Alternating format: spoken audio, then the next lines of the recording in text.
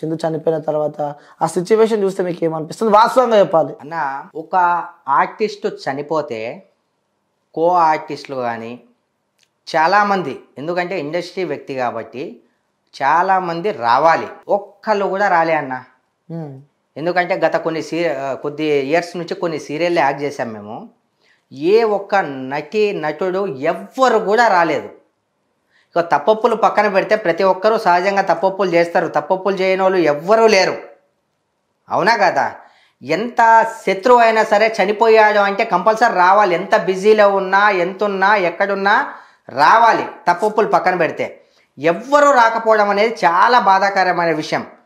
ఇది నాకు చాలా బాధేసింది. ఎందుకంటే అంత మంచిగా బతికిన వ్యక్తి, భీముల్ లాంటి వ్యక్తి, మంచి క్యారెక్టర్ ఆర్టిస్టు, డేర్ ఫెలో, ఇలాంటి వ్యక్తి, సమాజంలో మంచి గుర్తింపు పొందిన వ్యక్తి, ఇలాంటి వ్యక్తి చనిపోతే ఎవ్వరు కూడా బుల్లితెర తెర నటులతో ఎక్కువ సంబంధం ఉంది, ఎవ్వరు కూడా రాకపోవడం, లొకేషన్లో ప్రతి ఒక్కరిని అన్న, తమ్ముడు, అక్క, చెల్లి అని ఇంత మంచి పలకరించే వ్యక్తి చనిపోతే ఎవ్వరూ రాకపోవడం అనేది చాలా బాధాకరమైన విషయం. నాకైతే చాలా బాధ వేస్తుంది అన్న. అంటే మీతో ఎలా ఉండేవాడు? ఎందుకంటే మీరు స్వాతి చినుకులు సంథింగ్ చాలా సీరియల్ నటించారు ఇద్దరు కలిసి. అన్న మా ఇద్దరి బాండింగ్ ఎలా ఉండేదంటే, ఒకసారి ఆడిషన్కి వెళ్ళామన్నా మేము. ఆడిషన్లో పరిచయం, ఐ థింక్ కెరటాలు అనుకుంటా, అప్పుడు పరిచయం. ఆ పరిచయం కాస్త కొద్ది రోజులకే మంచిగా క్లోజ్ ఫ్రెండ్స్ లెక్క అయ్యాం.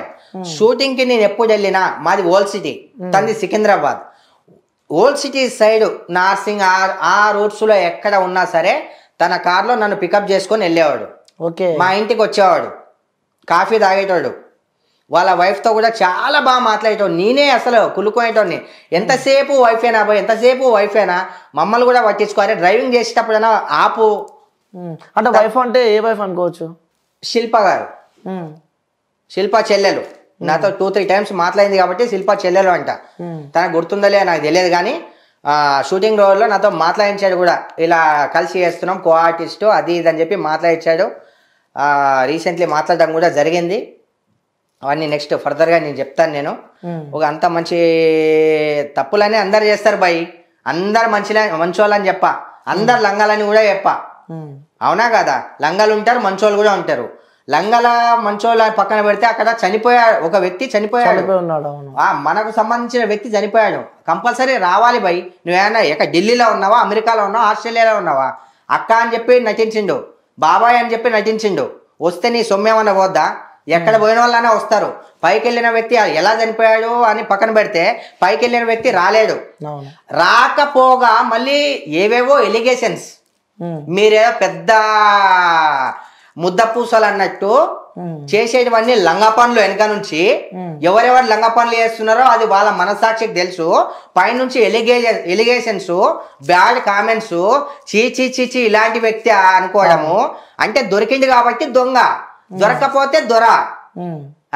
ఇప్పుడు ఇదే ముంగట్కి వస్తుంది. పోనీ ఇంటర్వ్యూ తీసుకుందామన్నా కూడా ఎవరు ఇంటర్వ్యూ కూడా ఇయ్యట్లే. వాస్తవంగా సాటి నటుడు, ఒక మంచి యాక్టరు, సో ప్రతి ఒక్క సీరియల్ ఆర్టిస్ట్ అందరూ గుర్తుపడే వ్యక్తి, మరి ఎవరు అక్కడ కనిపించలేదు, ఇక ఇంటర్వ్యూ పిలిచి వస్తలేరు. అరే అవునా అన్న, మంచి ఫేమ్ లో ఉన్న వ్యక్తి అన్న, ఎందుకోసం వస్తలేరు అంటారు రేపు అన్న? ఎందుకోసం వస్తలేరు ఏంది? ఓకే ఫర్ ఎగ్జాంపుల్ చందు తప్పు చేశాడు, ఐ బిలీవ్, నేను నమ్ముతున్నా. నేను ఇందాకనే చెప్పా, సహజంగా తప్పులు చేయని వాళ్ళు ఎవ్వరు ఉండరు. అవునా కదా? తప్పు చేశాడనే అంశం పక్కన పెడితే తను చనిపోయాడు, వాళ్ళ కుటుంబం ఒక శోకసంద్రంలో ఉంది. కనీసం తనతో పాటు యాక్ట్ చేసిన కో ఆర్టిస్టులైనా వచ్చి చూస్తే వాళ్ళ కొంచెము, అంటే ఆ చావుకు, చనిపోయిన ఆ చావుకి వాళ్ళ ఫ్యామిలీకి కొంచెం ధైర్యం వచ్చేది. అక్కడ మీడియా వాళ్ళు తప్ప ఏ ఆర్టిస్టులు కూడా కనిపించలేదు, ఏ ఆర్టిస్టులు కూడా కనిపించలేదు. నేనైతే షాక్కి గురైపోయినా. ఏంటంటే నాకు కొంచెం హెల్త్ ఇష్యూ ఉంది. ఇలాంటి షాక్స్ ఏమన్నా నేను విన్నా అంటే నాకు కొంచెం బ్రీతింగ్ ప్రాబ్లం అప్పుడప్పుడు అవుతుంది.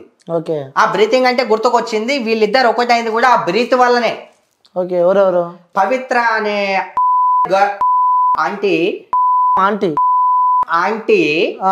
చందు అనే మా ఫ్రెండ్ కి క్లోజ్ అవ్వడం, అక్కడి నుంచి వాళ్ళ బాండింగ్ ఏర్పడడం, దాని తర్వాత అది ఎక్కడికో ఎలానో వెళ్ళాల్సిన పట్టాలు ఎలానో వెళ్ళిపోయి ఇలా ఇప్పుడు ఇంతకి కారణమైంది. అంటే మీరు ఇప్పుడు మాట్లాడేటప్పుడు ఏదో అన్నారు ఒకసారి మళ్ళీ ఆంటీ అని వినిపించట్లేదా మీకు?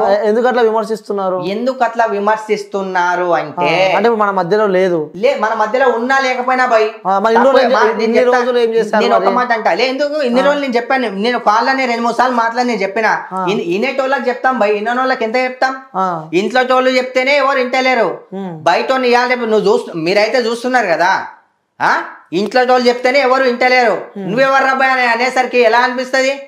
మధ్యలో నాకు రూమర్స్ వినిపించినాయి, నాకు మధ్యలో కలిసిండు, అన్ఫార్చునేట్లీ వెళ్తుంటే కలిసిండు, దాని కాల్ కూడా చేసా, చనిపోయే ముందు ఆ ఇంటర్వ్యూ అయిన తర్వాత నీ కాల్ చేసా, ఒక్క నిమిషం కూడా నాతో మాట్లాడలే బిజీలో పెట్టేసిండు, అయిపోయింది, అలా జరిగిపోయింది. ఐటమ్ అని ఎందుకన్నా అంటే ఒకటి మా ఓన్ని కూడా నేను తప్పని చెప్తున్నా, నేను చందుది కూడా తప్పే, ఎందుకంటే ఇప్పుడు 2 చేతులు కలిస్తేనే క్లాప్స్ అవుతుంది, అవునా కదా? కానీ ఎక్కువ తప్పు ఈ పవిత్రదని చెప్తా, ఐటమ్ ఆంటీదనే చెప్తా. ఎందుకోసం అంటే కన్నడ ఇండస్ట్రీ తను చిన్నప్పుడే మ్యారేజ్ అయింది, మ్యారేజ్ అయిపోయిన తర్వాత చలో ఏదో తనకున్న కారణాల వల్ల అది సెట్ అవ్వక సీరియల్స్ అవి ఇవి యాక్ట్ చేసుకుంటూ చాలా మంచి ఫేమ్ సంపాదించుకుంది.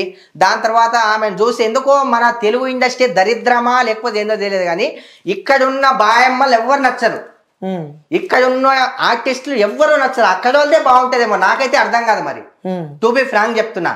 అరే ఇంతమంది ఇక్కడ ఛాన్సులు లేక ఎవరెందుకు పోయి నాకు ఆపర్చునిటీలు లేవు, ఏం తక్కువ ఉంది నాకు, నేను హైదరాబాద్లో ఉంటా, ఇంకా మంచి పనులు చేస్తుంటా, అవసరం లేదు ఇక్కడ వాళ్ళు అవసరం లేదు, అక్కడ వాళ్ళది అయితేనే వీళ్ళకి బాగా నిండుతుంది అనమాట.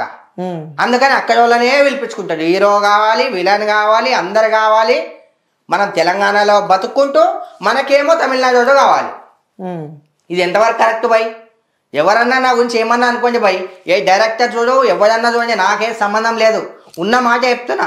ఛాన్సులు లేక ఇలా జగ్మరాయించుకుంటున్నాం భయ్, బయట వాళ్ళని తీసుకొచ్చి ఎందుకు ఇక్కడ వాళ్ళగా టాలెంట్ లేదా? ఎందుకు టాలెంట్ లేదు? పిలిపించి ఒకసారి చేస్తేనే కదా తెలిసేది. ఇక్కడ వాళ్ళు అవసరం లేదు భయ్, బయట వాళ్ళే ఇలా బాగుంటుంది, బయట వాళ్ళే కావాలి వీళ్ళకి, డైరెక్టర్లకు కావచ్చు ఎవరికన్నా కావచ్చు. ఇక ఇక్కడ జోకనే పనికి, బయట వాళ్ళ జోకనేకి అయితే బాగా పనికి వస్తుంది. అంటే ఇక్కడ వాళ్ళం కాకుండా బయట బయట వాళ్ళవే ఇలా కావాలి, బయట వాళ్ళవే జోకుతుంటారు బాగా. పిలిపించుకున్నారు, ఓకే ఆమెకు ఒక ఫేమ్ ఉందని చెప్పి పిలిచారు, క్యారెక్టర్ మంచిది ఇచ్చాడు, దాంతో బ్రదర్ క్యారెక్టర్ మనోడు చేశాడు, అంతా అయింది. దాని తర్వాత వాళ్ళిద్దరి మధ్య కమ్యూనికేషన్ ఎట్లా సెట్ అయిందో తెలియదు, బయటికి రూమర్స్ వచ్చాయి, రూమర్స్ వచ్చిన తర్వాత నాకు కూడా కొన్ని తెలియడం జరిగింది. దాని తర్వాత నేను కలిసినప్పుడు చెప్పిన తర్వాత లైట్ రూమర్స్ అనేవి మామూలే కదా మన ఇండస్ట్రీలో, బయట కూడా ఎన్నో జరుగుతుంటాయి కదా అని అన్నాడు.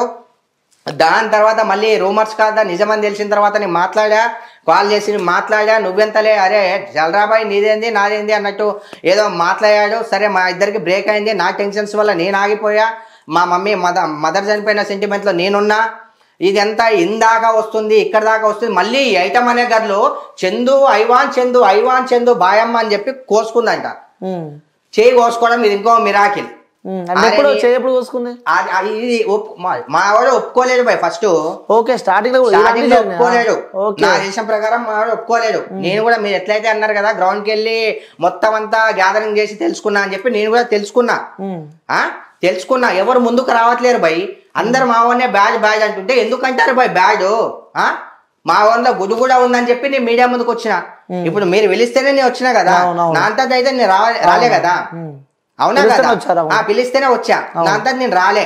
ఒకటి అది ఎలా జరిగిపోయిందో ఏమో కోసుకోవడం మా వానికి అంటే తొందరగా సెంటిమెంట్ అయిపోతాడు. చిన్నపిల్లని మెంటాలిటీ డేరు చాలా ఉంది, చిన్నపిల్లని మెంటాలిటీ. అరే మరి ఏం ఊహించుకున్నాడో ఏంటో ఏమో తర్వాత విషయం. చందుది పక్కన పెడితే పెళ్లి అయిపోయి 45 సంవత్సరాలు 50 సంవత్సరాలు ఉంటాయి దగ్గర. ఎందుకు ఆల్రెడీ మొగుడు ఉన్నాడు, 20-22 సంవత్సరాల పిల్లలు ఉన్నారు.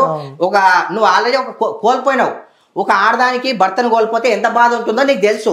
తెలిసి కూడా ఇక్కడ ఇంకొక ఆడదాని జీవితాన్ని నాశనం చేసావు. తెలిసి కూడా ఇక్కడ ఇంకో ఆడామె జీవితాన్ని నాశనం చేసావు. నువ్వు నాశనం అయ్యేది కాకుండా ఆల్రెడీ అంతకుముందు 2-3 ఎఫ్ఐఆర్ ఉందని చెప్పి కూడా విన్నా నేను.